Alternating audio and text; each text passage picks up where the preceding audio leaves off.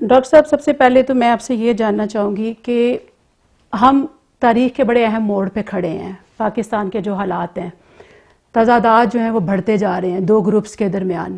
ایسے میں یہ جو آئیڈیالوجیکل کنفیوژن ہے جہاد اور فساد کی، جس کے لیے نہ صرف یہ کہ پاکستانی عوام آپ کو دیکھ رہی ہیں بلکہ پوری دنیا کے مسلمان شاید یہ جاننا چاہتے ہیں، شاید انٹرنیشنل طاقتیں بھی یہ دیکھ رہی ہیں، کہ آپ اس بارے میں کیا کہتے ہیں؟ بسم اللہ الرحمن الرحیم.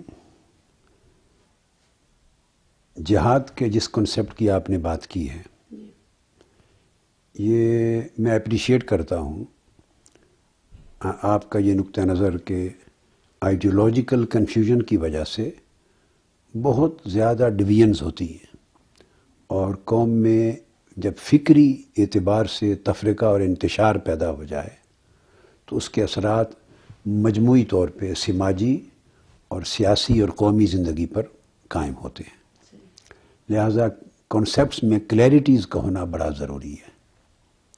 جہاد ایک ایسا تصور ہے کہ بدقسمتی سے مسلمانوں کی یعنی عالم اسلام کی طرف سے بھی اس کو مس ریپریزنٹ کیا گیا ہے ایک خاص طبقے کی غلط کارروائیوں کی بنا پر، اور عالم مغرب میں یہ ہائیلی مس انڈرسٹوڈ ہے. سو جہاد ایک ایسا کنسیپٹ ہے جو مس ریپریزنٹڈ بھی ہے اور مس انڈرسٹوڈ بھی ہے.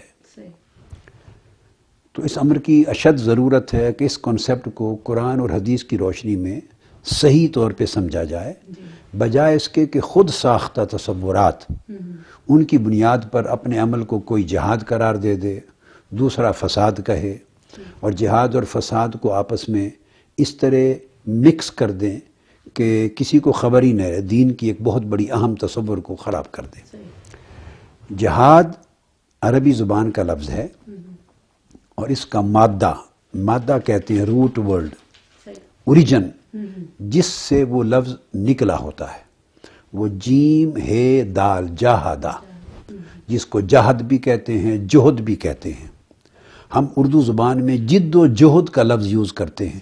یہ جو دوسرا لفظ ہے جہد، وہ اس کا روٹ ورڈ ہے جہاد کا. اسی طرح ہم کوششوں کو جہود کہتے ہیں، اسی طرح روحانی اسٹرگل کو مجاہدہ کہتے ہیں. اجتہادی اعتبار سے فقہی تصورات میں ایک کنسیپٹ اجتہاد کا آتا ہے کہ قرآن و سنت کی ٹیکسٹ میں اگر ایک چیز وربیٹم نہ ہو تو آپ اس میں سے کنسیپٹ ڈیرائیو کر کے نیولی ارائزن سچویشن پر، ایک نئی ایمرج ہونے والی سچویشن پر قرآن و سنت کے حکم کو اپلائی کرتے ہیں. یہ جو جورسپروڈینشل ایفرٹ ہوتی ہے، کوشش فقہی، اس کو اجتہاد کہتے ہیں. تو اجتہاد بھی اسی میں سے نکلا ہے.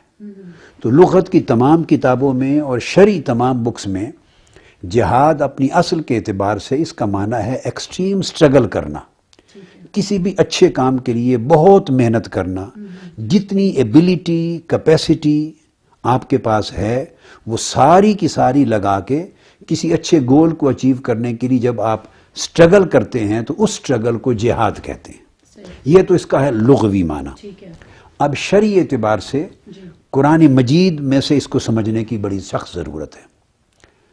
بدقسمتی یہ ہے کہ جو ہی لفظ جہاد آتا ہے ہمارے کان سنتے ہیں تو فوری طور پہ اس سے کنسیپٹ قتل و غارت کا آ جاتا ہے، جنگ سے، کمبیٹنگ سے، آرمڈ سٹرگل کے ساتھ ہم اس کو فوری کوریلیٹ کر لیتے ہیں، اور فائٹنگ کے ساتھ، وارفیئر کے ساتھ ہم نے اس کو اتنا جوڑ دیا ہے کہ جہاد کا لفظ سنتے ہی سوائے اس کے مسلح جنگ اور آرمڈ کانفلکٹ کے سوا کوئی اور تصور ہمارے ذہن میں نہیں آتا. یہ غلط ہے. تو میں یہاں پر یہ کنسیپٹ کلیئر کرنا چاہتا ہوں کہ لفظ جہاد میں اس کے اصل اور اس کے معنی کے اندر اٹ سیلف فائٹنگ یا وارفیئر یہ اس کے معنی میں شامل ہی نہیں ہے. اس کا معنی سٹرگل ہے for any good cause. It can be religious, it can be social, it can be intellectual, it can be spiritual, it can be legal and jurisprudential. Human rights کی کسی بھی فیلڈ میں، اور اسی باب میں جب آپ پر کوئی ظلم کرتا ہے اور آپ اپنا دفاع کرتے ہیں، انفرادی اعتبار سے تو آپ کو اپنے ذاتی دفاع کا حق ہے. کوئی آپ کے ملک اور قوم پر حملہ کرتا ہے تو آپ کو دفاع کا حق ہے. تو دفاع کے لیے جب آپ جنگ لڑتے ہیں تو وہ بھی اسی معنی میں آپ کا ایک اصول ہو جاتا ہے.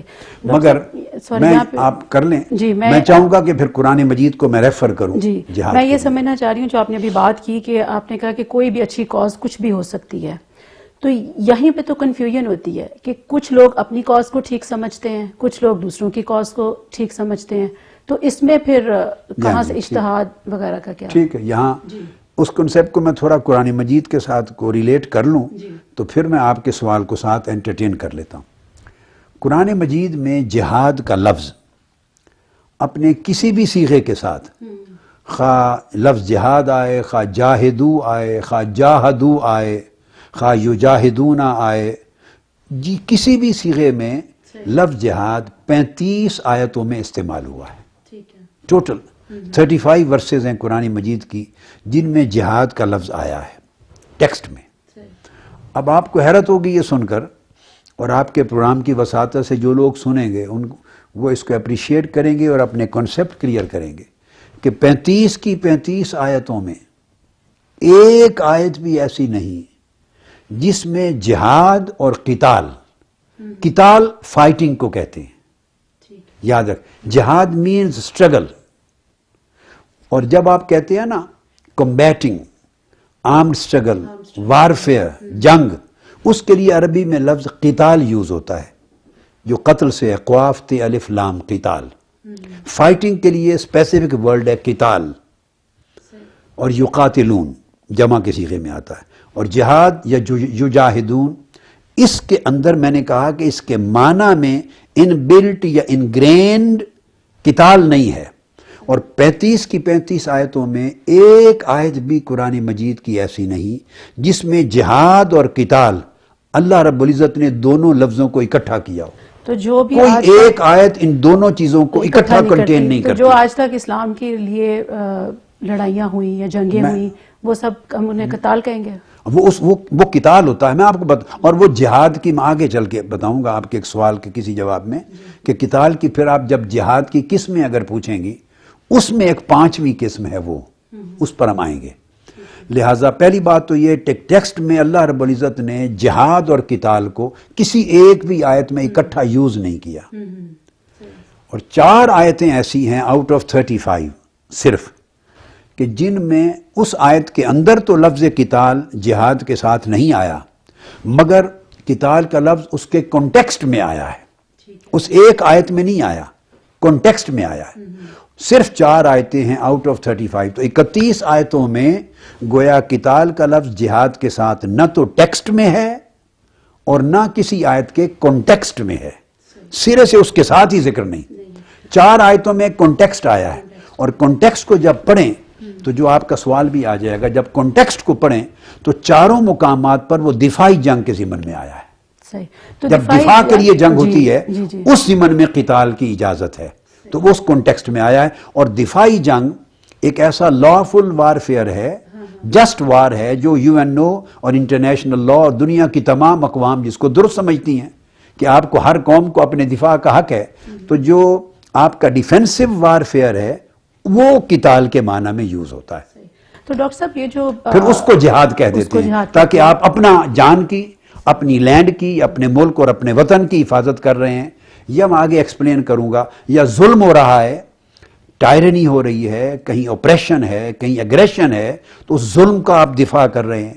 یا بعض طبقات پر ظلم, ہیومن رائٹس ابیوز ہو رہے ہیں, بعضوں پر ظلم ہو رہے ہیں, تو ان کو بچاؤ کے لیے ایفرٹ کرتے ہیں.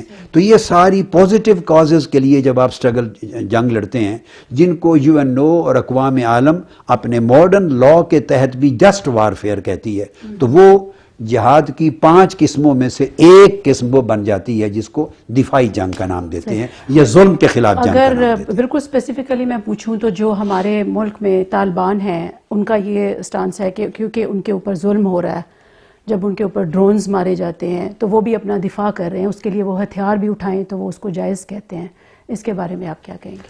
اب ایسی اسٹرگل جس کا آپ نے ذکر کیا قطعاً جہاد نہیں ہے, یہ فساد ہے, اس کا دور سے بھی کوئی تعلق جہاد کے ساتھ نہیں.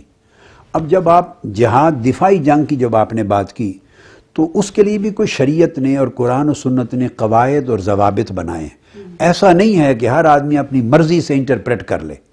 قرآن اور سنت نے، حضور علیہ الصلوۃ والسلام نے، خلفائے راشدین نے اور ائمہ اسلام نے اور فقہ کے مذاہب کے ائمہ نے گریجولی قرآن و سنت کی روشنی میں بیسک پرنسپلز آف وارفیئر متعین کیے ہیں.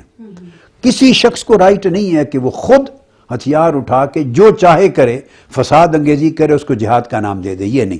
اب وہ جہاد اس لیے نہیں ہے کہ سن لیں، دفاعی جنگ میں بھی، جنگ وارفیئر کے دوران بھی اسلام نے یہ چیز کیٹیگوریکلی طے کر دی ہے، اور حضور علیہ الصلوۃ والسلام کی 20 احادیث ہیں اور خلفائے راشدین کی تمام 30 سالہ یہ پریکٹس اور احکام ہیں، اور اس پہ کوئی ڈسپیوٹ کسی فقہی مذہب میں بھی نہیں ہے. وہ یہ کہ اگر آپ کی باقاعدہ جنگ ہو رہی ہو ڈیورنگ وارفیئر، آپ عورتوں کو قتل نہیں کر سکتے، یہ ممنوع ہے. آپ بچوں کو قتل نہیں کر سکتے، ممنوع ہے.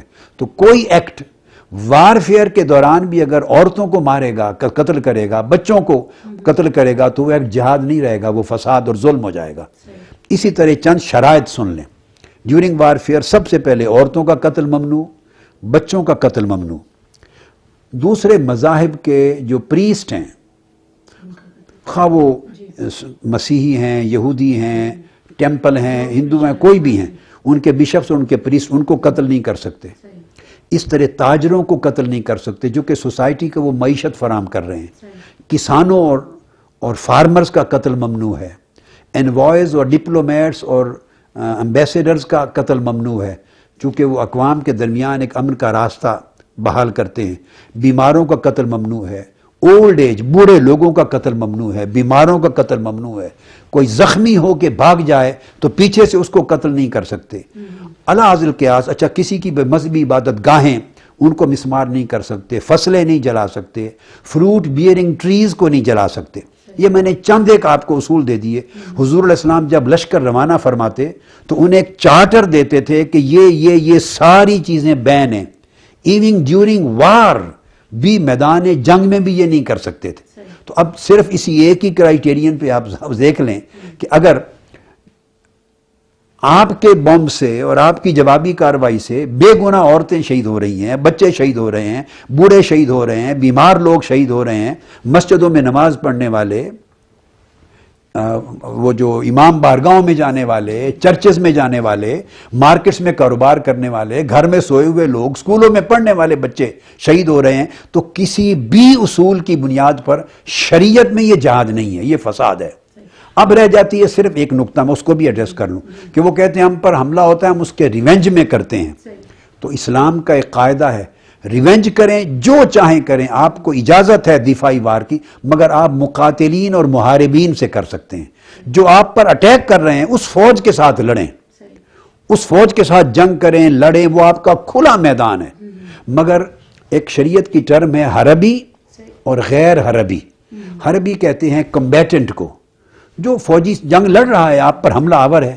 اور نان کمبیٹنٹ وہ سیویلینز ہیں جو جنگ میں براہ راست انوالو نہیں ہیں. تو اسلام کا اور شریعت کا قاعدہ یہ ہے کہ اگر دو ملک آپس میں لڑ رہے ہیں، ایک مسلم کنٹری ہے اور دوسرا نان مسلم، اور ایون نان مسلم کنٹری نے آپ پر اٹیک کیا ہے، وہ حملہ آور ہے، وہ جارح ہے، اس کا اگریشن ہے، آپ کی لڑائی ہو رہی ہے، تو اس اگریشن میں ریٹیلیٹ کرتے ہوئے بھی آپ اس کے ملک کے سیویلینز کو نہیں مار سکتے کیونکہ نان کمبیٹنٹ ہے.